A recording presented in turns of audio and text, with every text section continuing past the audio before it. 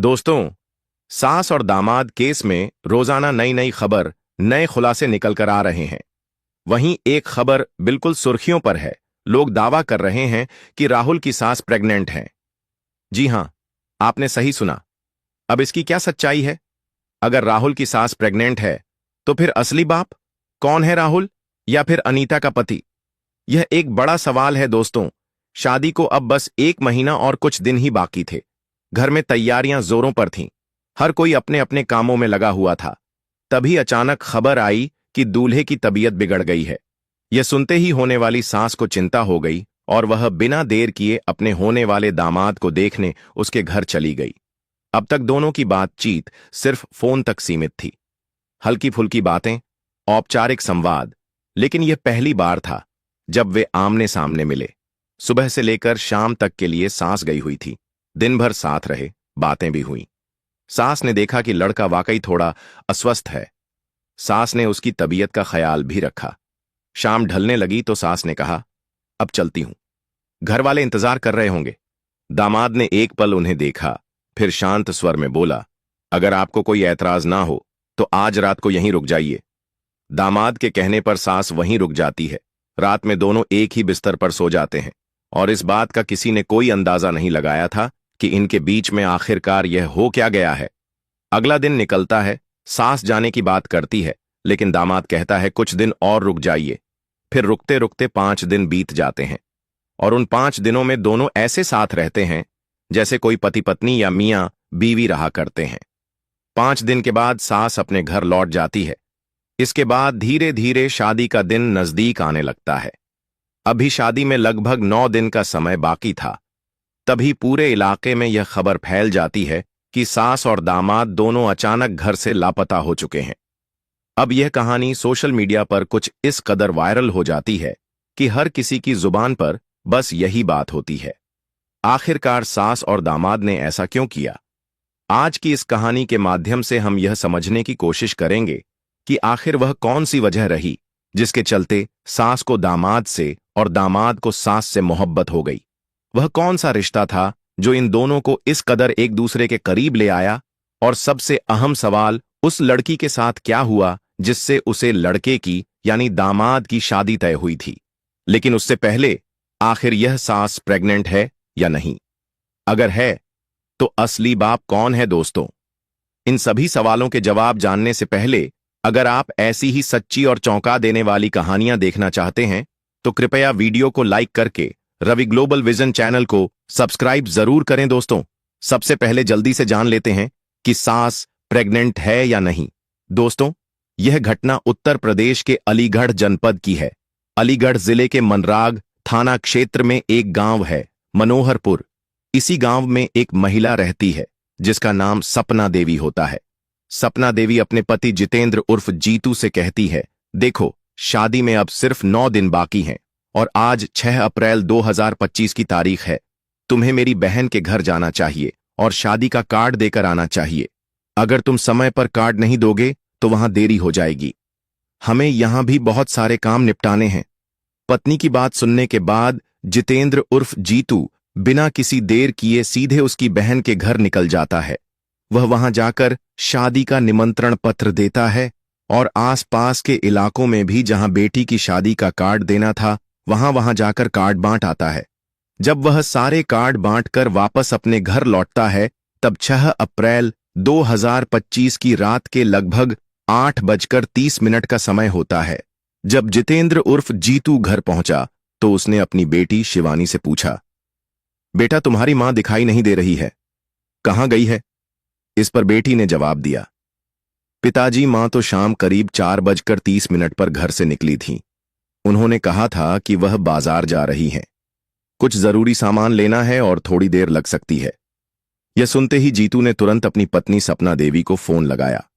उसने पत्नी से बात करने की कोशिश की तो सपना देवी ने कहा, मैं बस पहुंचने ही वाली हूं। इसके बाद रात 8:30 से लेकर 9:30 तक लगातार फोन किया गया, लेकिन हर बार सपना देवी कोई ना कोई बहाना बनाती रही। बस थोड़ी देर में आ रही हूं, बस रास्ते में हूं, अभी निकल रही हूं, इस तरह की बातें कहती रहीं। समय बीतता गया और देखते ही देखते 1 घंटा गुजर गया। फिर अचानक सपना देवी का मोबाइल नंबर स्विच ऑफ हो गया। जब सपना देवी का नंबर स्विच ऑफ हो गया तो जितेंद्र को आखिरकार यह अंदाजा हो गया कि वह किसके साथ हो सकती है। उसने तुरंत अपने दामाद को फोन लगाया, वही व्यक्ति राहुल जिससे उसकी बेटी की शादी 16 अप्रैल 2025 को तय हुई थी। जितेंद्र ने दामाद से कहा, मुझे सब कुछ पता चल चुका है। मेरी पत्नी सपना देवी तुम्हारे साथ है, मेरी उससे बात करवाओ। शुरुआत में राहुल ने इनकार करते हुए कहा, वह मेरे साथ नहीं है, लेकिन जब ससुर ने बार बार रिक्वेस्ट की, सवाल किए और सच्चाई जानने की जिद की तो आखिरकार राहुल ने जवाब दिया, अब आप इनकी फिक्र करना छोड़ दीजिए। 18 साल से यह आपके साथ थी। आपने इन्हें कितना परेशान किया है, कितना टॉर्चर किया है। आपको ऐसा बिल्कुल नहीं करना चाहिए था। अब मैं पूरी तरह से इनका ख्याल रखूंगा। राहुल ने आगे कहा, अब मैं पूरी तरह से इनके साथ रहूंगा। देख लेना, इन्हें किसी भी तरह की कोई दिक्कत या परेशानी नहीं होने दूंगा। जब यह शब्द जितेंद्र उर्फ जीतू ने सुने तो उसके पैरों तले जमीन खिसक गई। वह हैरान रह गया कि उसका दामाद इस तरह की बातें क्यों कह रहा है। यह सुनकर वह गहरे सदमे में चला गया। इसी बीच रात के लगभग 10:30 पर दामाद राहुल का नंबर भी स्विच ऑफ हो गया। अब जो एकमात्र साधन था, बातचीत का जरिया था, वह भी टूट चुका था। जितेंद्र उर्फ जीतू अब पूरी तरह से असमंजस में पड़ गया था।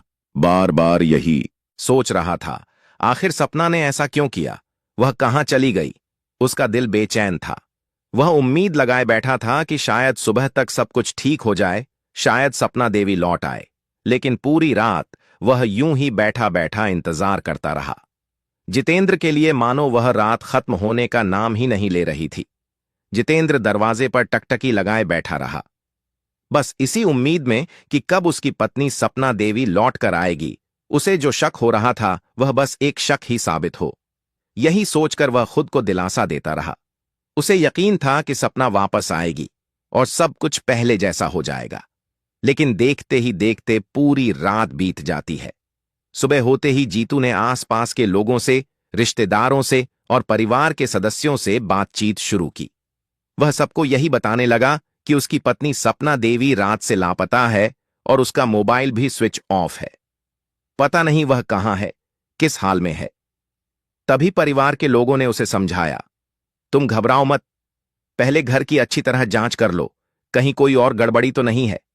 जब घर की तलाशी ली गई और अलमारी वन्य सामान देखा गया तो यह चौंकाने वाला सच सामने आया कि घर में रखी लगभग 3,50,000 गायब थी।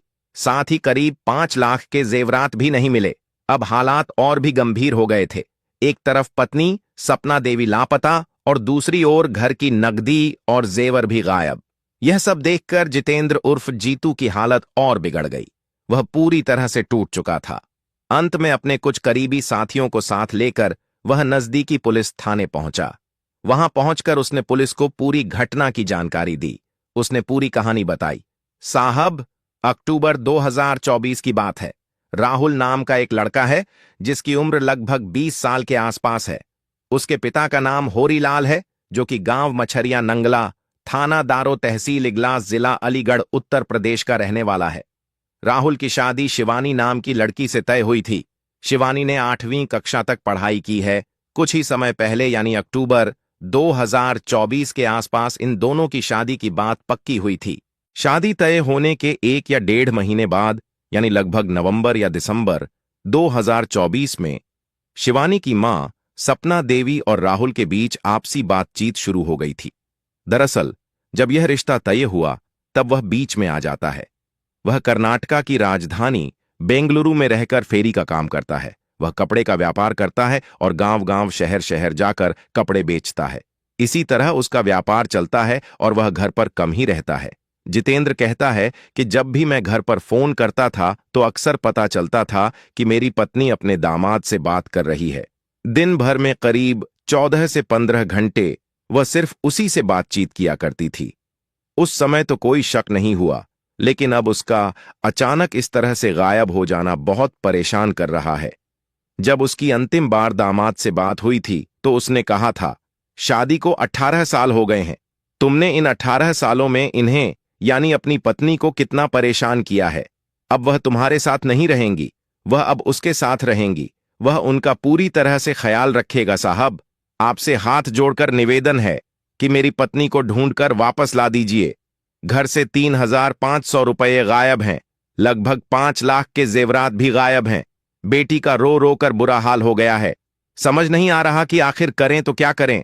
तब पुलिस वाले उससे पूछते हैं कि उस व्यक्ति से, यानी आपकी दामाद से मुलाकात कैसे हुई और बातचीत की शुरुआत कब और कैसे हुई। उसने बताया कि पहले तो वे सिर्फ फोन पर बातचीत करते थे, लेकिन 1 मार्च 2025 को उसके पास फोन आता है। उस वक्त मैं बेंगलुरु में ही अपना काम कर रहा था। पत्नी सपना देवी कहती हैं कि पता चला है दामाद जी की तबीयत थोड़ी खराब है, जाकर देखना चाहिए। जब बात देखने की आती है तो जितेंद्र खुद कहता है, जाकर तुम देख आओ। पत्नी कहती है कि मैं सुबह जाऊंगी और शाम तक लौट आऊंगी, लेकिन ना वह 1 तारीख को शाम को लौटती है, न 2 को, न 3 को, न 4 को और ना ही 5 को। लगातार 5 रातें वह अपने दामाद के साथ ही रहती है। तब तो हमें बिल्कुल अंदाजा नहीं था, लेकिन अब यह साफ साफ समझ में आ रहा है कि इन दोनों के बीच पहली बार शारीरिक संबंध 1 मार्च, 2 मार्च, 3 मार्च, 4 मार्च और 5 मार्च को बने थे। वे दोनों एक दूसरे के बहुत ज्यादा करीब आ चुके थे। शायद यहीं से इनके बीच का रिश्ता प्यार में बदल गया और उनका संबंध गहराने लगा। इसलिए आपसे निवेदन है कि कृपया इस मामले में हमारी मदद कीजिए। पुलिस वालों ने कहा, ठीक है, आप तहरीर दे दीजिए, हम इस मामले की जांच और पड़ताल करेंगे। इसके बाद दोनों के मोबाइल नंबर सर्विलांस पर लगा दिए गए। साथ ही उनके मोबाइल रिकॉर्ड निकालने की कोशिश शुरू की गई और उनकी लोकेशन का भी पता लगाने की प्रक्रिया शुरू हुई। पुलिस द्वारा यह भी पूछा गया कि आखिरकार शादी कब तय हुई थी। तब जितेंद्र ने बताया, 16 अप्रैल 2025 को गांव में ही शादी होनी तय हुए थी। वहीं पर टेंट का इंतजाम किया गया था। खाने पीने के लिए हलवाई बुक कर लिए गए थे। जरूरी सामान की खरीदारी हो चुकी थी और शादी के कार्ड भी बांट दिए गए थे। जितेंद्र 25 मार्च को बेंगलुरु से लौटकर अपने घर आया था, तो जब भी वह अपनी पत्नी को देखता था तो पत्नी हर वक्त किसी से बातचीत करती रहती थी। जब जितेंद्र अपनी पत्नी से पूछता था, किससे बात कर रही हो, तो पत्नी कहती थी, दामाद जी से बात कर रही हूं। जितेंद्र को लगता था कि दामाद और सास का जो रिश्ता होता है वह मां और बेटे जैसा होता है। उसके मन में कभी कोई गलत ख्याल नहीं आया। लेकिन दामाद और सास, इन दोनों के मन में जो गंदगी पल रही थी, इसका किसी ने अंदाजा तक नहीं लगाया। यह बात 1 अप्रैल 2025 की है। दामाद ने फोन करके कहा था, ससुर जी यानी पापा जी, मुझे एक मोबाइल चाहिए। आप मुझे एक मोबाइल गिफ्ट कर दीजिए। जब बात मोबाइल गिफ्ट करने की आती है तो जितेंद्र उसे वीवो कंपनी का एक मोबाइल गिफ्ट कर देते हैं, जिसकी कीमत लगभग 0 रुपये के आसपास होती है। यह मोबाइल किस्तों पर लिया गया था और किस्तों पर लेने के बाद उसे सौंप दिया गया। जितेंद्र को इस बात का बिल्कुल अंदाजा नहीं था कि इस फोन का भी गलत इस्तेमाल किया जाएगा। अंततः इस पूरे मामले में पुलिस जांच पड़ताल में जुट जाती है। और एक बात हम आपको बताना चाहते हैं कि जितेंद्र की पत्नी का नाम अपना देवी है, लेकिन जितेंद्र उन्हें प्यार से सपना देवी कहकर बुलाते हैं। ये बात साल 2007 की है। जयरामपुर नाम का एक गांव है जो थाना मिरहची के अंतर्गत आता है और जनपद एटा उत्तर प्रदेश में स्थित है। साल 2007 में जितेंद्र और सपना देवी की शादी हुई थी। पहले एक बेटी का जन्म हुआ, फिर एक बेटा और फिर एक और बेटा। इस तरह उनके 3 बच्चे हैं। जब यह घटना सोशल मीडिया पर वायरल होती है तो समाज में चारों तरफ इस मामले को लेकर तरह तरह की बातें और चर्चाएं शुरू हो जाती हैं। मां और बेटे जैसा रिश्ता आखिरकार ऐसा क्यों हुआ? जब पत्रकारों ने बेटी से यह सवाल करना शुरू किया तो शुरुआत में बेटी को ऐसा लग रहा था कि शायद कोई बड़ी बात नहीं है, लेकिन जैसे जैसे समय बीतता गया और लोगों ने उसे इस मामले का एहसास कराया, वह धीरे धीरे मानसिक तनाव में आने लगी। अपनी मां की उस करतूत को लेकर वह बहुत परेशान हो जाती है। वह सोचने पर मजबूर हो जाती है कि आखिरकार उसकी मां ने ऐसा क्यों किया। एक पत्रकार ने जब उससे पूछा, आप क्या कहना चाहती हैं, तो बेटी ने कहा, मैं अपनी मां से बस यही कहना चाहती हूं कि जो भी नगद राशि और जेवरात तुम यहां से लेकर गई हो वह हमें वापस दे दो और फिर चले जाओ। इसके अलावा हमें तुमसे कुछ नहीं चाहिए। जब पत्रकार ने यही सवाल जितेंद्र उर्फ जीतू से पूछा, आप क्या कहना चाहते हैं, तो उसने कहा, मैं पुलिस प्रशासन से बस एक ही अपील करता हूं, एक बार मेरी आंखों के सामने मेरी पत्नी को लाकर दे दो। मैं अपनी पत्नी से यह पूछना चाहता हूं कि आखिरकार तुमने अपनी बेटी के लिए इतना बुरा काम क्यों किया। हालांकि पुलिस ने इस मामले को जीडी में तो दर्ज कर लिया है, लेकिन अभी तक कोई एफआईआर दर्ज नहीं की गई है। जब पुलिस वालों यानी अधिकारियों से यह सवाल किया गया कि आखिरकार आपने एफआईआर क्यों नहीं दर्ज की, तो उनका जवाब था कि लड़का यानी दामाद और लड़की यानी सास दोनों की स्थिति को ध्यान में रखते हुए यह मामला जरा पेचीदा है। सास की उम्र लगभग 38 साल है, जबकि दामाद की उम्र लगभग 20 साल के आसपास है। दोनों ही बालिग हैं और भारत का कानून कहता है कि 18 साल से ऊपर होने के बाद व्यक्ति अपने फैसले खुद ले सकता है। वे खुद जानते हैं कि उनका फैसला सही है या गलत और इसके क्या नतीजे हो सकते हैं। इसलिए उन्होंने सोच समझकर यह फैसला लिया है। यदि सास यह जिद पर अड्डीएच जाए कि उसे अपने दामाद के साथ ही रहना है, तो शायद जितेंद्र ही नहीं बल्कि कानून भी कुछ नहीं कर सकता, कोई भी कुछ नहीं कर सकता। वे दोनों साथ ही रहेंगे। हालांकि इस मामले में जो शिकायत दी गई है उसमें लाख रुपये की नकदी और लाख रुपये के जेवरात की चोरी का आरोप लगाया गया है। इस मामले में जरूर हो सकता है कि कोई एफआईआर दर्ज हो जाए। भविष्य में यदि यह सिद्ध नहीं हो पाता कि उन्होंने घर से कोई सामान चोरी किया है या किसी प्रकार की धोखाधड़ी की है, तो फिर उनका कोई कुछ नहीं बिगाड़ सकता। वे जहां चाहे वहां स्वतंत्र रूप से रह सकते हैं। पुलिस प्रशासन उन्हें ढूंढने की हर संभव कोशिश कर रहा है, लेकिन यह कहना गलत नहीं होगा कि उन्हें ढूंढ भी लिया जाए तब भी शायद उसका कोई विशेष परिणाम नहीं निकलेगा। दोस्तों, अब जान लेते हैं कि हकीकत में क्या सास प्रेग्नेंट है। दोस्तों, अब इस समय पूरे शहर में इसी किस्से की चर्चा हो रही है, गली मोहल्ला चौपाल और सबसे ज्यादा सोशल मीडिया पर।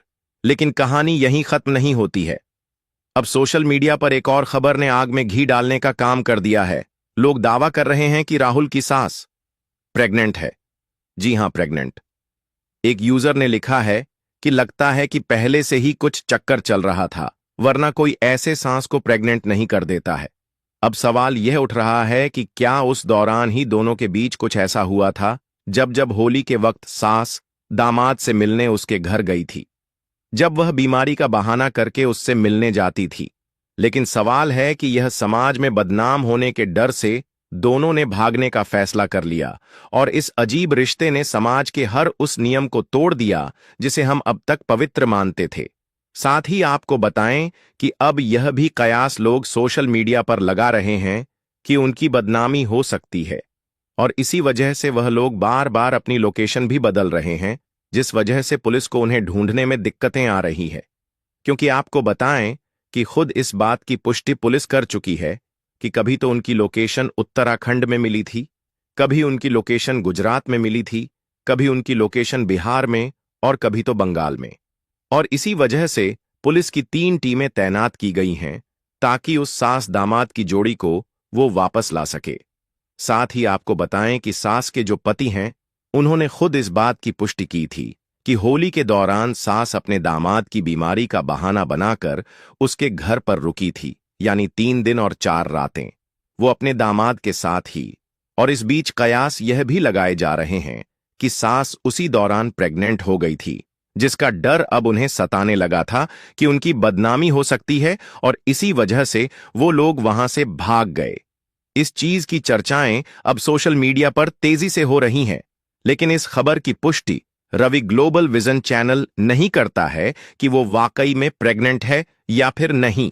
साथ ही आपको बताएं कि एक बहुत बड़ा झटका उस लड़की को लगा है जो राहुल की दुल्हन बनने जा रही थी। उसने अपने मंगेतर से धोखा खाया, अपनी मां से विश्वासघात खाया। अब लोग पूछ रहे हैं कि क्या सास और दामाद का यह रिश्ता महज एक प्यार या एक बदनाम सच है। और सबसे बड़ा सवाल कि अगर सास वाकई प्रेग्नेंट है तो आने वाला बच्चा राहुल का होगा या उसके होने वाले ससुर का। पूरे शहर में सोशल मीडिया पर चाय की दुकानों तक हर जगह सिर्फ एक ही चर्चा, राहुल और उसकी सास का यह रिश्ता आखिर का क्या कहलाएगा। लेकिन उन्होंने सिर्फ 2 बेटों का ही नहीं बल्कि अपनी बेटी का भी नुकसान किया है। बेटी की भावनाओं और उसकी इज्जत को भी ठेस पहुंचाई है, साथ ही अपनी खुद की इज्जत को भी समाज में तार तार किया है। इस घटना से समाज में एक बहुत ही नकारात्मक संदेश गया है दोस्तों। इस पूरी घटना को बताने का उद्देश्य किसी की भावनाओं को ठेस पहुंचाना या किसी को परेशान करना नहीं है। हमारा मकसद सिर्फ और सिर्फ आपको जागरूक करना है, ताकि हम सब ऐसे मामलों से कुछ सीख सकें और भविष्य में सतर्क रहें।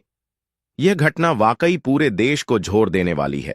यह सोचने पर मजबूर कर देती है कि आखिर एक सास ने ऐसा कदम क्यों उठाया, जबकि उसके दामाद का उम्र उसकी बेटी से सिर्फ 2 साल ही ज्यादा थी।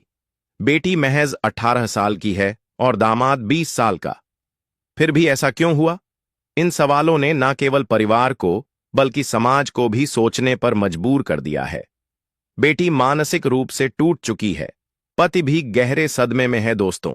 आज की इस वीडियो में बस इतना ही। अगर आपको वीडियो पसंद आई हो तो वीडियो को लाइक करें, अपने विचार कमेंट में जरूर साझा करें और ऐसे ही सच्ची घटना पर आधारित कहानी देखने के लिए रवि ग्लोबल विजन चैनल को सब्सक्राइब करना ना भूलें। मिलते हैं अगली वीडियो में। धन्यवाद।